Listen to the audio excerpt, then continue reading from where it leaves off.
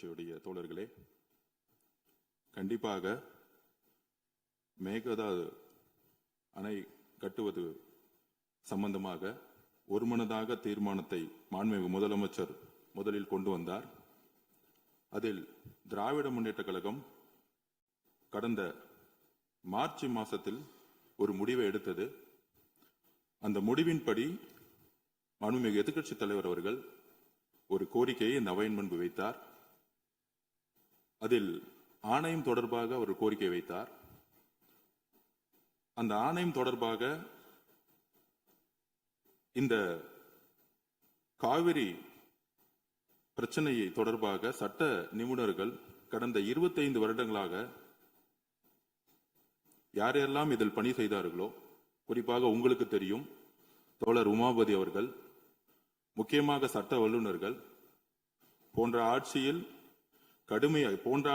கடந்த 30-40 வருடங்களாக எந்த சட்ட வல்லுநர்களுடைய அறிவுரைப்படி மாண்புமிகு முதலமைச்சர் அவர்கள் மிகப்பெரிய ஒரு டிஸ்கஷனை கொண்டு வந்து அதன்படி ஒரு மிகப்பெரிய தீர்மானத்தை கொண்டு வந்தார். அந்த தீர்மானத்தில் ஆணையம்ங்கிறதை சில பேர் தவறுதலாக புரிந்து கொண்டிருக்கிறார்கள். அதை மாண்புமிகு அமைச்சர் அவர்கள் இப்பொழுது அவருடைய உரையை நிகழ்த்துவார். அதில் விவசாயிகளுக்கும் சரி, ஏன் திராவிட முன்னேற்ற கழகம் அந்த நிலைப்பாட்டை மார்ச் மாதத்தில் எடுத்தாருங்கிற நிலைப்பாடும் சரி, அன்றைய முடிவின்படி கம்யூனிஸ்ட் தோழர்களுடைய எல்லா கட்சிகளும் அதை வரவேற்றார்கள். அதற்கப்புறம் சட்ட நிபுணர்கள் படி அவர்களுடைய அறிவுரைப்படி இதை எப்படி பாதுகாக்கணும் அப்படிங்கிற ஒரே குறிக்கோளோட எதிர்க்கட்சி தலைவருடைய அந்த அமெண்ட்மெண்ட்டை நம்ம எடுத்துக்கிட்டோம். அன்னைக்கு அவையில ஒரு மனதா எல்லோரும் அந்த தீர்மானத்தை நிறைவேற்றணும். அதில் சில சந்தேகங்கள் உறுப்பினர்களுக்கு இருக்கலாம்.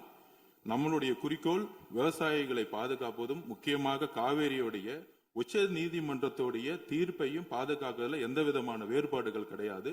கண்டிப்பாக மாண்புமிகு அமைச்சர் அவர்கள் விளக்கம் கொடுத்த பிறகு பேரவைத் தலைவர்கள் கண்டிப்பாக இதில் இருக்கக்கூடிய பிரச்சனைகளை கண்டிப்பாக உங்களுக்கு பேரவைத் தலைவர்கள் கண்டிப்பாக நேரம் கொடுப்பார் நாங்கள் இந்த அவையின் முன்பு தெரிவித்துக் கொள்கிறோம். அதுதான் எங்களுடைய வேண்டுகோள்.